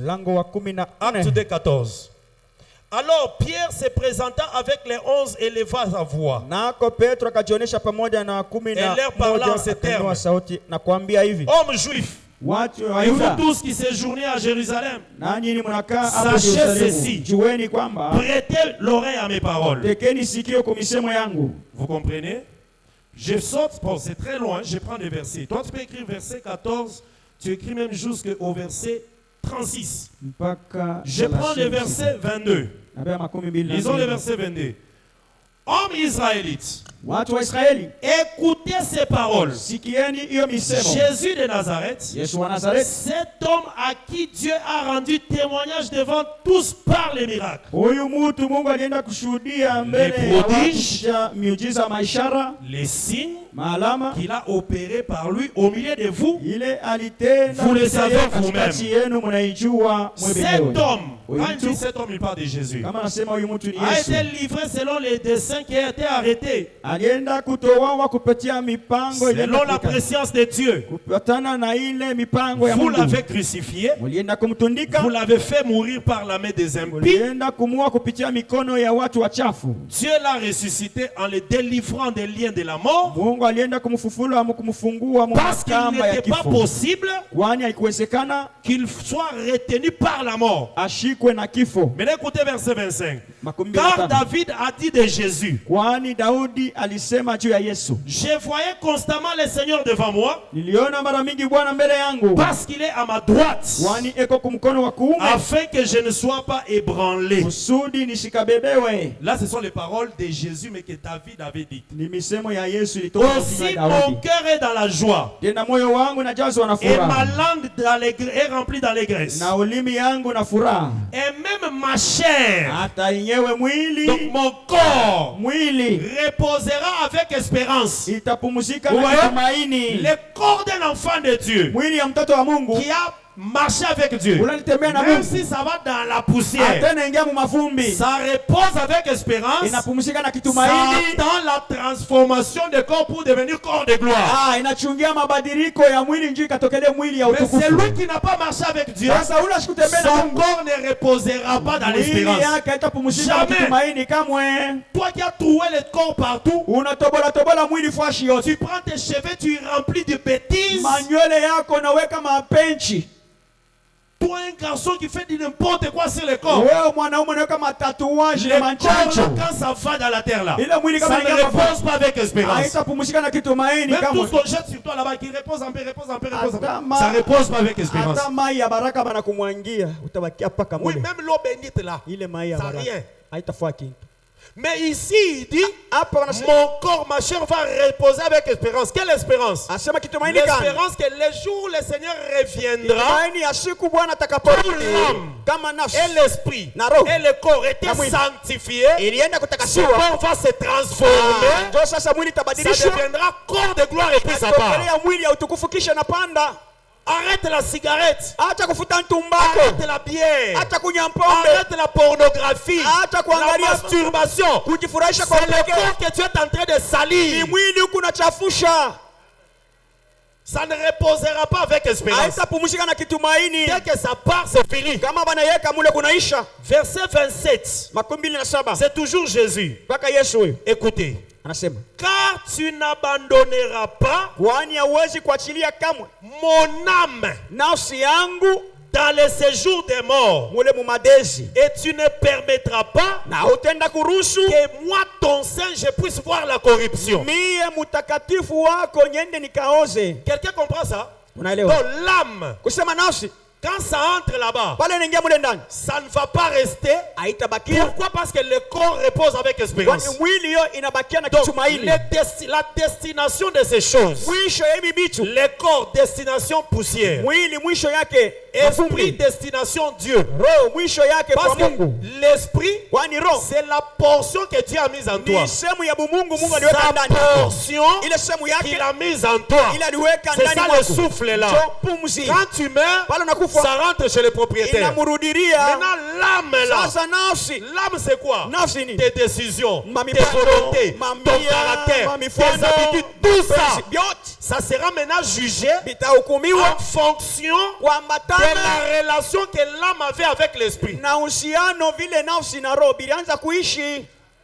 En fonction, donc va regarder ton âme là et l'esprit, ils étaient comment? Maintenant je vais te dire quelque chose. Beaucoup de gens n'ont jamais travaillé sur leur esprit, sur l'esprit que tu as mis. Je vais t'expliquer cela pourquoi. Regardez bien aimé, l'âme, c'est ça même tout ce que j'ai expliqué. Caractère, comportement, sentiment, envie, volonté, tout ça, c'est ça l'âme. Depuis que le péché est entré, l'âme est souillée. Tu vois que ton âme te pousse toujours vers la colère, des choses mauvaises, des choses. Ne te distrais pas quand tu dis non, moi je ne suis pas trop colérique. Tu n'es pas trop colérique, mais tu vas constater que tu ne pries pas beaucoup. Quand tu ne pries pas beaucoup là, c'est toujours quoi? Donc il faut un problème entre l'âme et l'esprit. Tu ne lis pas beaucoup la parole. Tu pardonnes difficilement. Tu n'acceptes pas les reproches. C'est ça le mouvement de l'âme. Quelqu'un comprend ça? Maintenant, lorsque l'homme a péché, l'âme a été infecté par les virus. Amen. Les virus là, c'est ça le péché. C'est ça qui entraîne ton âme. Même quand tu dis, ah, cette fille, c'est ça mon âme sœur. Hein, c'est ton âme sœur. Ça veut dire son âme et ton âme là, vous êtes sont des sœurs. Amen. Frère na sœur. Ton âme sœur. Nafsi yako ya binti. Amen. Maintenant, écoutez, lorsque la parole de Dieu vient, ça fait un travail. Quel est le travail? De séparer l'âme et l'esprit. Parce que l'âme a des sensations, des sentiments qui vont toujours vers le mal. Mais l'esprit a des sensations qui viennent de Dieu qui t'amènent toujours vers le bien. Hébreux chapitre 14 dit, chapitre 4, pardon. Écoutez. Écoute Hébreux. Je veux que tu te connaisses maintenant. Si tu te connais, le diable sera plus faible. Mais si toi tu ne te connais pas et le diable te connaît, il va se jouer de toi. Mais quand tu te connais, le diable devient faible. Hébreux 4. Regardez ce que la Bible dit. Je lis au nom de Jésus-Christ à partir du verset 12. Hébreux 4, 12. Car la parole de Dieu est vivante et efficace, plus tranchante qu'une épée quelconque à deux tranchants. Elle pénètre jusqu'à partager âme et esprit. Maintenant regarde-moi, je vais t'expliquer ça. Amen. Amen. Je vais vous expliquer que l'âme, c'est ça tout ce que tu ressens. Émotion, sensation, décision, volonté, raisonnement, tout ça, c'est l'âme. Quand toi tu es un homme de caractère toujours difficile, boudeur, tout ça, c'est ton âme, on sait. Quand tu es là, on sait que c'est ton âme. Tu te fâches toujours à tout moment. On te dit un problème, tu réponds mal. Nous on est calme. Les gens qui connaissent que c'est l'âme, on est calme. Dans la haute loca, je sais que c'est l'âme. Ce n'est même pas c'est l'âme. Et puis quand on rentre encore loin, on regarde qui t'avait donné le sang. On risque de trouver celui qui t'avait donné le sang là. Lui aussi il est comme ça. Toujours colérique. Tu vois? Ta maman aussi peut-être, elle est toujours comme ça. C'est comme ça la Bible dit dans Pierre. Que nous sommes rachetés par le sang de Jésus. Des mauvaises habitudes que nous avons héritées de nos parents. On a hérité savoir par le sang. C'est pour ça le sang de Jésus. Comme dans le sang de Jésus, il y a l'âme de Jésus. Le sang de Jésus rachète les autres sangs. C'est pour cela le sang de Jésus n'était jamais en contact avec le sang de Marie. Parce que le sang de Marie, c'est l'âme de Marie. Le sang de Joseph, c'est l'âme de Joseph. Mais le sang de Jésus, c'est le sang de Dieu. C'est une âme sanctifiée. Et que ce sang-là te rachète. Le caractère de ton papa part. Le caractère de ta maman part. Le caractère de tes oncles disparaît. Parce que c'est le sang qui apporte une autre vie et une autre personnalité. C'est pour ça que tu peux me regarder, tu trouves que mon papa était polygame. Moi, dès que je crois au Seigneur, c'est fini. Baba yangu alikuwa polygame. Mimi Mon père colérique. Moi, dès que je crois au Seigneur, je deviens aimable. Beaucoup de chrétiens sont des chrétiens d'âme. Chrétiens d'âme. Attention, si tu es chrétien d'âme, tu iras en enfer. Parce que l'âme est infectée par le virus. Comment toi, un chrétien, tu peux être toujours colérique? Tu réponds mal aux gens. Tu parles toujours, tu es colérique, tu es toujours orgueilleux, jaloux. Toutes ces choses que je cite là, c'est l'âme. Maintenant, dis-moi, toi qui es dans la salle au nom de Jésus, tu es un chrétien d'esprit ou un chrétien d'âme? Dis-moi la vérité. D'esprit ou d'âme? Amen. Parce qu'ici, je peux vous faire un tableau. Regardez. Il y a ce tableau ici. Ici, il y a l'âme. Ici, il y a esprit. Je mets esprit comme ça. Parce que ce n'est pas le Saint-Esprit, c'est l'esprit qui est en toi, le souffle. Lorsque ton esprit commence à dicter ton âme, dirige ton âme, ta peur, ta peur sera dominée par la foi. Tu comprends? Tu comprends? Tes doutes seront dominés par la confiance. Est-ce que quelqu'un comprend? C'est ça l'homme. C'est ça la dimension spirituelle. Quand tu donnes la place à ça, ici ça faiblit. La haine sera dominée par le pardon. Ça sera automatique. Là, c'est l'esprit qui commence à prendre le dessus et ça tire l'âme. Mais si tu ne travailles pas sur l'esprit, c'est la chair qui va commencer à dicter ici. Vous voyez? Et ce sont les désirs de la chair qui vont t'animer et tu deviens un chrétien d'âme. Est-ce que quelqu'un comprend ça? Amen. Beaucoup de gens ne se connaissent pas. Les choses que je dis là, c'est ça même Dieu, c'est ça la création de l'homme. Si tu comprends ces choses, parce que le dimanche prochain je parlerai maintenant comment faire grandir l'esprit pour que l'esprit attire maintenant l'âme. Parce que l'âme est déjà infectée. L'âme a des virus toxiques, du poison, du péché.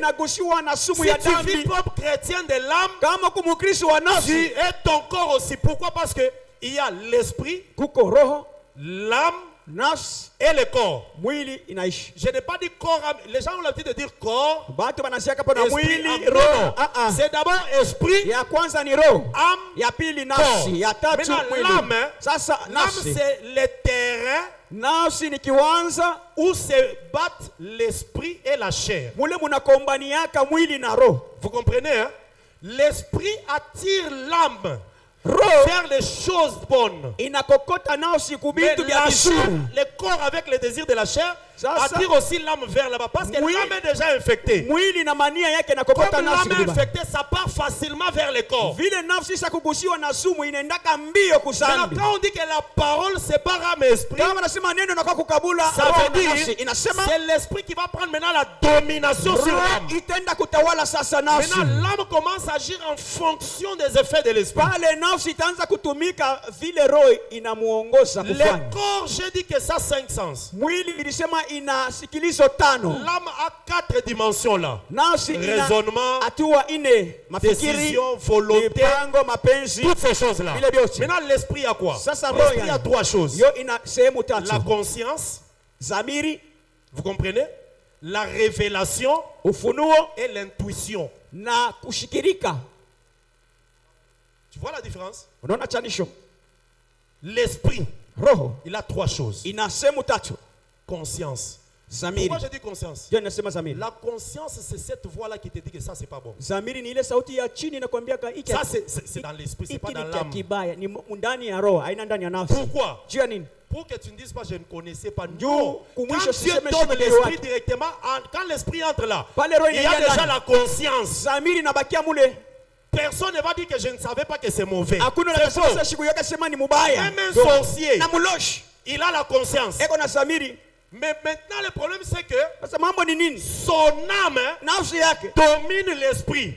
Isha kutawala C'est pour roho. cela la volonté Ndio pale et ile ses mapenzi. sentiments agissent plus Mania fort que la yake conscience. yote anatumikishwa zaidi La juu ya conscience, c'est zamiri. Dieu qui t'a donné ça depuis le début. Zamiri Mungu ndio alikukaburia tokea C'est pour mwanzo. cela quand quelqu'un ment, on le regarde, on dit, même si tu nous mens, mais tu sais que dans ta conscience que tu mens. Unalanda bongo wanamwambia mtu La asema conscience là, ce n'est pas l'âme, c'est l'esprit. hautalaongofya zamiri yako njoo roho.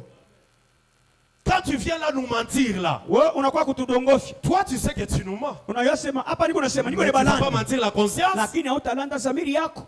Tu as participé à la mort de cet homme-là. Wewe njoo kupale bali wale mtu na Tu wewe ne vas pas pia. accepter. Hautachika Mais la kama conscience te dit que tu as fait ça. zamiri La itakuchongelea. conscience c'est dans l'esprit. Zamiri iko ndani ya roho. Les jours où l'esprit rentre vers Dieu, Siku roho ça itarudia va kwa donner à Dieu des informations que je suis sorti en lui. La conscience, il ne s'en occupait pas. zamiri au kwanza kuifuata batakuchongelea. J'ai dit il y a 3 choses pour l'esprit. Kuna sehemu tatu juu ya roho. Conscience. Zamiri, Révélation ufunuo et intuition. na kusikia. Vous savez l'intuition c'est quoi? Ile kusikia iko nini? Il y a une différence. J'avais dit que dans l'âme il y a les raisonnements. C'est ça non? Nilisema munafsi munakuya mafikiri, Raisonnement. Mais mafikiri. dans l'esprit il y a l'intuition. Ndani ya roho kuna kusikirika. Écoutez la différence. Sikia chanisho. Raisonnement c'est quoi? Mafikiri iko nini? On prend quelque chose, Unabeba kitu on fulani. dépose ici, Anaweka tu pale, réfléchis, unafikiria, tu vois, tu analyses. unageuza, Ça, unachunguza, ndio Ça, c'est nafsi. l'âme. Nafsi. Mais l'intuition, il n'y a Sasa pas de réflexion. kushikirika C'est quelque chose qui naît en toi, qui te donne une information. ni kitu kinazalikwa kinakupatia Vous wala comprenez? kuletea habari. Vous comprenez? L'intuition. Kushikirika. Donc, je passe, cet homme ici, So, il est suspect. huyu mtu Je n'ai pas réfléchi, mais je le regarde, je trouve que cet homme ici a des problèmes spirituels. huyo ashina usawa ni Sans mwenye réfléchir, kushikwa, bila sans kufikiria, information. bila julisho, bila Est-ce que quelqu'un habari. comprend ça? Quelqu'un comprend? L'intuition, tout le monde en a. Kushikirika mtu wote L'intuition, yangalaka c'est nayo. pas l'âme, l'intuition, c'est l'esprit. Aina Parce que nafsi ni l'esprit et Quoi? l'âme est différent. L'esprit connaît. roho Mais l'âme inajua, se recherche. nafsi inatafuta njia ya Mais l'esprit kujua, connaît. lakini roho inajua C'est pour ça mwanzo. que quand tu as l'esprit, Kama uko na roho, tu as la conscience, uko na zamiri, l'intuition, ile et il y a kushikirika, la révélation. La révélation, c'est ufunuo. ce qui te permet de te mettre en contact avec Dieu. ufunuo ndio inakuweka mahusiano na Mungu. C'est dans l'esprit que Dieu travaille. Ni ndani ya roho Mungu iko natumika mule. Dieu travaille dans l'esprit. Il ne Mungu travaille pas anatumika directement dans ndani ya l'âme. roho, Il asitumike travaille mu dans nafsi. l'esprit. Anatumikia C'est ndani ya dans roho. l'esprit où Dieu donne les dons Ile spirituels. ndani ya roho Mungu C'est anakabulia dans mawazo l'esprit yake que kiroho. Dieu donne les capacités Ndani spirituelles. ya roho Mungu analeta C'est dans mawezesho l'esprit kiroho. que Dieu fait l'appel même au Ndani ya roho ministère. Mungu analeta mwito C'est dans kubwa. l'esprit. Ndani Et ya ça se roho. fait par la révélation, la relation avec Dieu. Inapitikana kupitia ufunuo pamoja na Mungu. Maintenant, si toi tu es un chrétien Sasa kama uko qui Mkristo, ne développe pas du côté de l'esprit, c'est l'âme qui va t'animer. Tu deviens un chrétien émotionnel. pale utakuya On n'est Mkristo. pas venu me voir comme j'étais éprouvé. Vous n'allez plus me voir à l'église. Hapa kukwe Émotion. vila mkukwe C'est ça, émotion. mimi natoka mkanisa On m'a yenu. négligé, vous n'allez plus encore me voir. Kumbe, Émotion. abanyone yake ni nafsi ile. L'esprit ne fait pas ça. Roho ikalake na Le vya souffle vile. de Dieu. Pumzi Lui, ya il Mungu. est net. Yeye ni Il te dira wakati ce qu'on a fait, c'est mal. Atakwambia bila Mais balifanya Dieu vibaya. lui-même s'en Na chargera. Mungu yeye mwatangalia Kwema. ile mambo. Tu es chrétien de l'âme ou de l'esprit? Uko Mkristo sasa kiwanza chako paka nafsi. Voici ici le lot.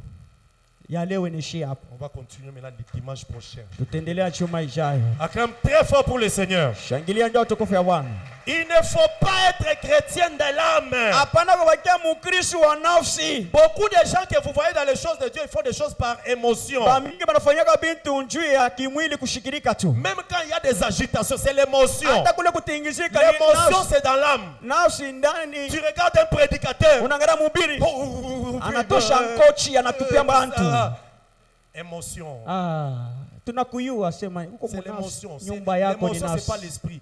L'esprit n'est jamais surpris. Roho Le aishitushwake. souffle de Dieu, jamais. Pumzi ya Mungu abaishitushake. Tu sais, quand tu m'insultes, Kama unanichambula, le souffle de Dieu me dit que pumzi ya Mungu c'est inaniambia un homme. ni mtu Il a tu ses faiblesses. ana maudhaifu Laisse-le yake. faire. Umwache. Mais l'âme te dira, Sasa nafsi on ne takwambia peut pas se jouer de toi. Tu es un ingénieur, hein? aujue vile mimi nekala. Tu connais l'université où tu vas directement tu réagis. Uteni- Ne jouez pas avec moi. Hein? Uteni Moi, je suis papa. ingénieur. Hein? Mimi C'est niko l'âme. nje. C'est l'âme. Nafsi yote. Maintenant, ton esprit est là, est en train de regarder Sasa roho iko tout naangalia. ce que l'âme fait. Bila L'esprit vyote nafsi regarde. inafanya. Roho iko Les naangalia. jours où tu pars, Shiku l'esprit unakufa. rentre vers Dieu, Ba- va inaenda- lui donner inaenda l'information. C'est kukuchongelea. l'information là Ni ile habari. qui décidera où est-ce que l'âme ira. Ndio C'est pour ça la Bible dit, l'âme qui pêche, nafsi inatenda dhambi. donc c'est l'âme. Au ciel, ce sont les âmes qui iront. En enfer, ce sont les âmes. Ce ne sont pas les corps, Haina ce ne sont mamili, pas les esprits. haina maroho. Ah, le Seigneur nous aime.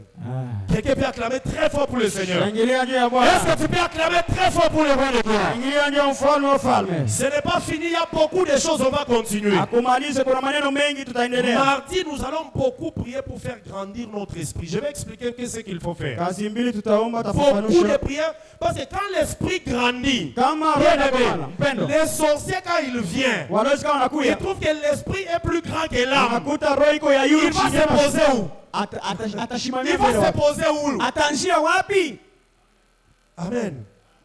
Maintenant, toi qui es déjà envoûté, par exemple, bloqué, Sasa kuwa tu kushikwa commences à travailler, ton esprit grandit. anza kutumika roho yako ndani. L'esprit qui t'a bloqué là va se sentir étouffé. Ile roho Ça doit partir. inabidi kimbie. Amen. C'est ça, il faut comprendre ces choses. C'est ça même le salut. Mwele wake bibi tunjo yenyewe wokovu. Écoutez pour terminer. Sikia ndio kumaliza. Quand tu as un véhicule, Kama una gari, tu vois, le véhicule, gari tu vois, on appelle ça carrosserie. kile kia Corps, là, inchi, on appelle ça, hein? kia inji kile. Tous les corps là. Kile kimwili kifiniko. C'est ça, les corps. Njo mwili. Les volants, c'est ça l'âme. Ile kiongozi njo nafsi. Les conducteurs, c'est ça l'esprit.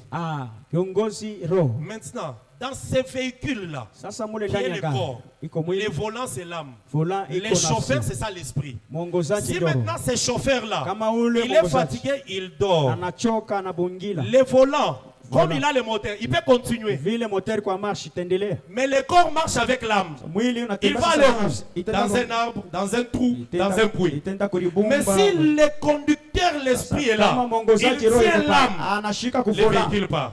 Gari itenda mubarabara ya C'est ça. kunyoloka. C'est ça l'homme. Njo C'est ça mtu- l'enlèvement. Njo vile mtu alikanaka njo nyanyulivu wa kanisa. Je rentre dans mon domaine. Mimi narudia mukazi yangu. L'avion, c'est tout un corps. Ndege Il y a inamaanisha ce qu'on mwili. appelle manette qu'on tient. Kuko Et ile le pilote a l'habitude de gérer tout, soulever pour monter. kuongozea C'est ile ça ndege l'âme. njo nafsi. Le pilote lui-même, Ule mwongozaji wa c'est ndege ça l'esprit. njo roho. Vous comprenez? Amen. Maintenant, dans l'aviation, Sasa mule mundege je naruka vous dis que mpepo. pendant un vol de 8 heures, Asema le kuruka pilote kwa a saa l'habitude de mnane. travailler peut-être même pendant 1 heure. Mwongozaji anatumika Ou katika 2 saa heures. moja wala Tout le mbili. reste du temps, Hivi nabakia. c'est pilote automatique. Ni iyo binyewe ghafla C'est pilote binachongoza. automatique. Les pilotes que vous voyez, ne croyez pas qu'il est resté là-bas tenant les manettes depuis que vous avez Écoutez pas décollé. les bamba. De Kinshasa à 7h, vous arrivez à Bruxelles à 19h, lui était toujours comme ça. Non, Ah, il se lève, il va aux toilettes, il mange, il regarde même les films, il joue et tout et tout. Il a déjà 1000 pilotes automatiques. Quand je dis ça, tu vas avoir peur d'aller monter dans l'avion automatique, tu tout est non, tout est arrangé. Un vol de 2 heures de Kinshasa à Lubumbashi, les pilotes peut-être travaillent juste pendant 40 minutes ou je ne sais pas 35 minutes. C'est souvent beaucoup plus au décollage et à l'atterrissage. Kupandisha na kushuka. Tous les vols là, Hivi nabakia pilote mpepo. automatique. Tatupa bantu. Amen. Maintenant, les corps de l'avion là, Ça, c'est ça le ton corps. mwili yako. Les manettes là, c'est ça l'âme. Ile ya kuongoza Le nayo ndio pilote, c'est nafsi. ça l'esprit. Mwongozaji ndio Maintenant, roho. s'il dort, et que Akabundila. le pilote automatique aussi commence à faire des Ile ya choses, kuongoza ghafla et inaanza que lui ne réagit pas, Ye ashilamuke. c'est un problème. Hakuna Donc tatizo. l'esprit roho. que tu as mis en toi, Ile Mungu aliweka c'est ndani. ça le grand problème. Njo Mais je vous dis la kiongozaji. vérité au nom de Jésus. Naambia ukweli mtu Le anayesikia. diable maintenant, Shetani hapa il surveille ton âme anakeshea pour nafsi. que l'âme ne laisse pas l'esprit agir. Juu nafsi ishachirie roho Beaucoup itumike. de chrétiens, Wengi wa le Kristo. souffle de Dieu ne travaille pas. Pumuzi ya Mungu Il haifike est là, mais il est kutumika ndani. endormi. Iko C'est mle- l'âme qui travaille. Kaka ya C'est pour kulala ça que vous voyez nafsi la ndio haine dans inatumika l'église, maneno ya macho les règlements de kukanisa. comptes, les injures, la Kukutana, jalousie. mashimango. Chrétien de l'âme. Bakristu bakiwanza Quand tu yabo nafsi. deviens chrétien de l'esprit, Kama unakuwa ça mkristo veut wa dire roho, le Saint-Esprit kusema Roho Mtakatifu travaille avec ton esprit. anatumika pamoja na roho C'est ça ce yako. que Romain dit. Unajua kile Waroma Le anasema? Saint-Esprit Roho Mtakatifu dit à mon esprit que anasema je na roho suis yako. enfant. Nashuhudia C'est yeye le mwenyewe. Saint-Esprit Ni Roho qui Mtakatifu dit à mon esprit ndio inashuhudia que kwa je roho suis yako. enfant de Dieu. Kalaga mtoto Tous wa les Mungu. jours, Kila siku tu veux voler, unapenda kuiba. Roho Mtakatifu anasema na roho yako ushiibe.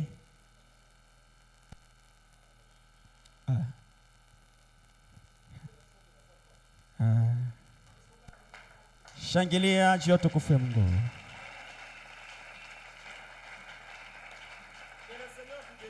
Bwana wabariki. Tuendelee mafundisho kazini.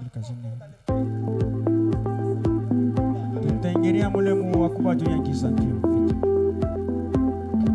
si Dieu Kama Mungu m'a expliqué tout, j'ai alifananisha compris maintenant l'esprit, na ile wa l'âme roho et le corps. nafsi na mwili. Le diable a un problème. Shetani atatizo. Satan a un problème.